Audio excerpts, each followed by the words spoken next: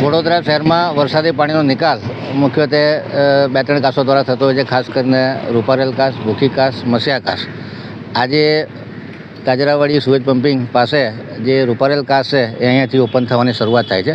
કાસ તો ચાલુ થાય છે વૃંદાવન 4 રસ્તાથી, પરંતુ અહીંયાથી ઓપન થાય છે અને આ કાસ મહાનગર ગાગરેટિયા થઈ અને છેલ્લે જાંબુઆ નદીમાં મળતી હોય છે. ત્યારે આખી કાસની સાફ સફાઈ થાય, તમામ કચરો આમાંથી કાઢી લેવામાં આવે, એનું ડ્રેજિંગ થાય અને એ છેલ્લે બોટલનેક ના થાય એના માટેનું વાઇડનિંગ અને ડ્રેજિંગ કરી જેથી કરીને પાણીનો ફ્લો જાંબુઆ નદી સુધી કોઈ જાતનું એને ઓબ્સ્ટ્રક્શન ન મળે એ પ્રમાણેની કામગીરી કોર્પોરેશન દ્વારા હાથ ધરવામાં આવી છે.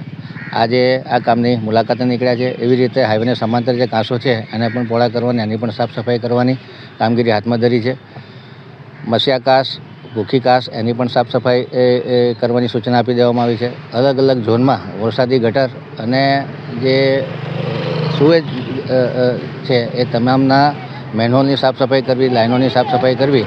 જે પ્રી મોન્સૂનમાં જો કામગીરી પૂર્ણ રીતે થાય તો જ્યારે ક્લાઇમેટ ચેન્જના લીધે અતિ ભારે વરસાદ થાય તે ઘડીએ પાણીનો નિકાલ સહેલાઈથી થઈ શકે અને પાણી ભરાય તો પણ જલ્દી ઉતરી જાય એ માટેનું આગોતરું આયોજન કોર્પોરેશન કરવા માટે કટિબદ્ધ છે અને કોર્પોરેશનના અધિકારીઓ મારા ગાઈડન્સમાં અને ઓબ્ઝર્વેશનમાં કામગીરી કેવી ચાલે છે એ પણ જોવાનો પ્રયત્ન કરી રહ્યો છે. 1 મહિના સુધી કામગીરી ચાલશે.